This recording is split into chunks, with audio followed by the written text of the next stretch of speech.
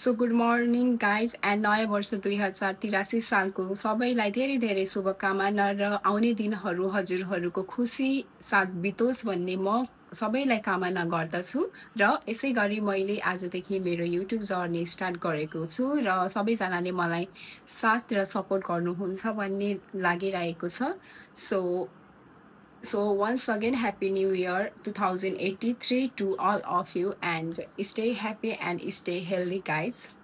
अनि नयाँ वर्षको नयाँ दिनमा चाहिँ मैले चाहिँ आफ्नो दिन नुहाएर सुरुवात गरेँ। अनि हजुरहरूले चाहिँ के गर्नुभयो त्यो कमेन्टमा गर्नु होला र आजको दिन चाहिँ कस्तो रहनेछ म हजुरहरूलाई देखाउँछु। सो अब क्यामेरा एङ्गल चाहिँ यस्तै हुन्छ किनकि आज मेरो फर्स्ट डे भयो ब्लगको, त्यही भएर सो डोन्ट माइन्ड गाइज। साथीहरू ब्याकग्राउन्डमा चाहिँ बाख्राको आवाज चाहिँ आइरहन्छ, त्यसलाई चाहिँ माइन्ड नगर्नु होला किनकि मेरो घरमा चाहिँ लाइक 2-4वटा बाख्राहरू छन् जो चाहिँ मेरो मम्मीले पाल्नुहुन्छ।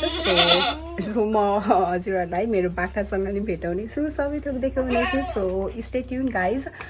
अब चाहिँ आज न्यू इयर भएको हुनाले घरमा हल्का काम पनि छ। यता भने न्यू इयरको दिन पनि अहिलेसम्म सुतिरहनु भएको छ, यता हुनुहुन्छ। ल गाइजहरू, हाम्रो घरको डन बाख्राहरू चाहिँ यिनै हुन्, फाइट खेलिरहन्छन् खालि।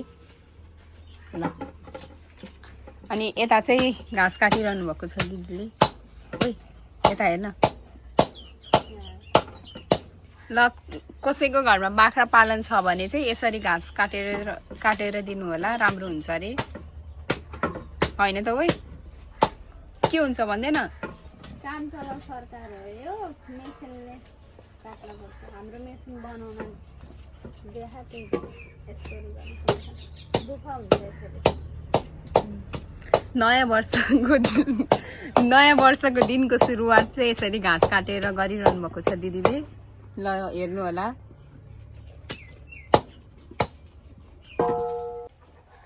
अब चाहिँ टमाटर टिप्न जान लाग्यो।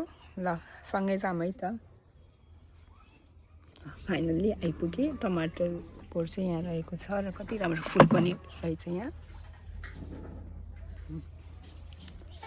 यो चाहिँ आफ्नै घरको अर्ग्यानिक टमाटर भयो।